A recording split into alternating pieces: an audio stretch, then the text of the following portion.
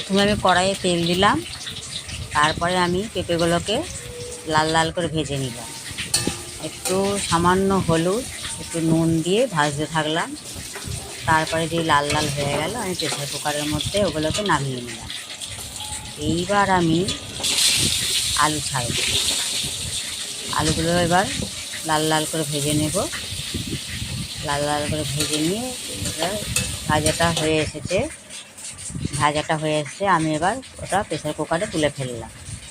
এইবার আমি কড়াইয়ে আবার তেল দিলাম, দিয়ে সামান্য একটু কালার আসার জন্য চিনি দিলাম, জিরে দিলাম, তেজপাতা, পেঁয়াজ কুচানো দিলাম, দিয়ে এবার নাড়তে থাকলাম। নাড়তে নাড়তে যে পেঁয়াজটা একটু লাল হয়ে এলো, এইবার আমি মাংসটা দিলাম।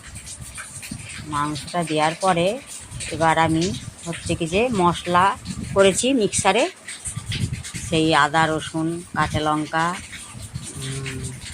পেস্টটা এবার আমি মাংসর মধ্যে দিলাম।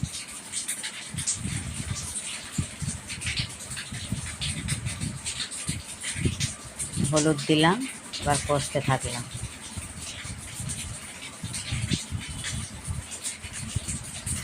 একটুখানি সানরাইজের লঙ্কার গুঁড়ো দেব,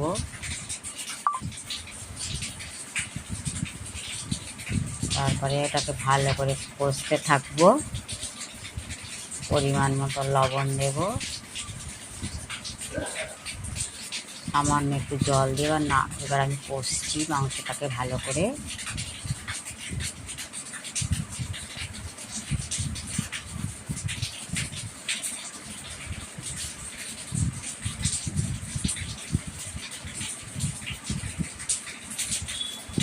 মাংস কষাটা এখনও কষছি, কষাটা হয়ে এসে প্রায়।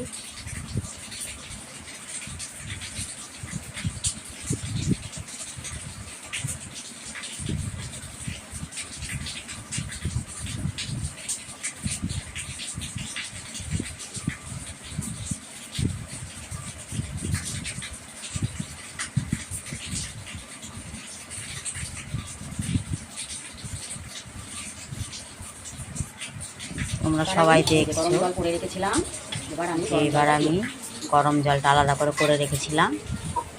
এবার আমি গরম জলটা প্রেসার কুকারে দিয়ে দিলাম। কালারটা দেখছো তোমরা কেমন হয়েছে।